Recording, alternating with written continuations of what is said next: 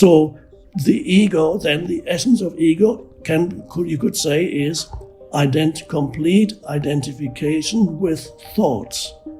So, and the recurring thoughts in your mind that tell you who you are, that's the ego.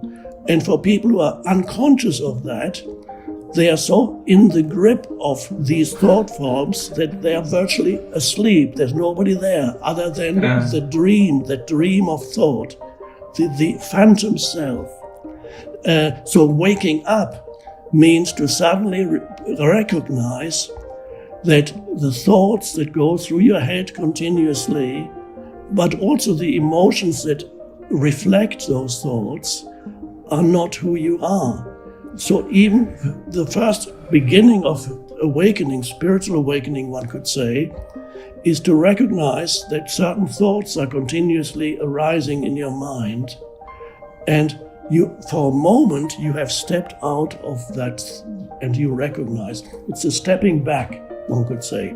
Or before your consciousness, one could say, was completely absorbed by these continuously arising thought forms. And you know how it is when people are in the grip of the stream of thinking that never stops except when you go to sleep.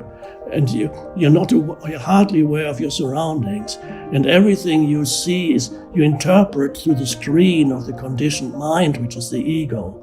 It's a very and this entity is ultimately a fiction, and so it is now coming back to adversity.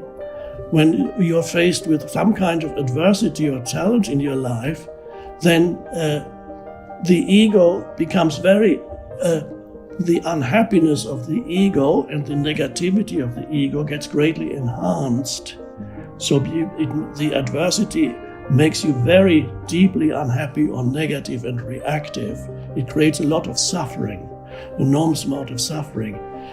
But even at the best of times, the ego needs some kind of antagonist. It needs always the other, because it defines itself through the other, the one who is not different from me, who is not me.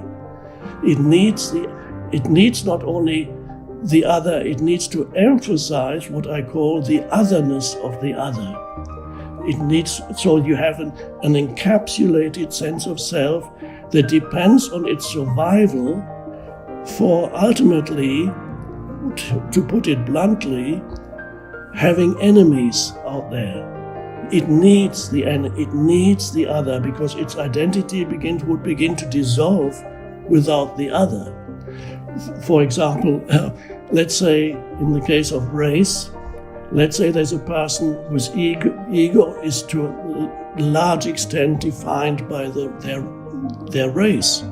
Now, whether it's black or white or yellow or what it may be. But that is only possible because a certain segment of the people around you are of a different race.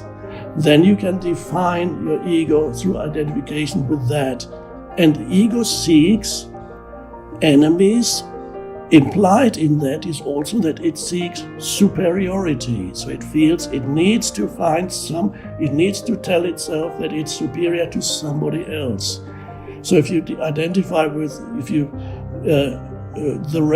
perhaps the essence of racism, of course, is in the human mind. That's where it starts. Before racism becomes externalized as behavior, and then externalized further as it manifests in the form of economic and social institutions and systems that we create. Before all that happens, the ego the root of the ego must be sought in the human mind. That's where it starts. And how does it start?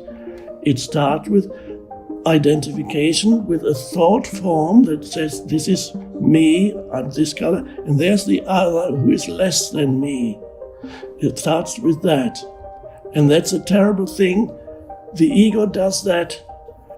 Whenever you do that, it's not just race, that's only one example. There are many other ways in which the ego does that.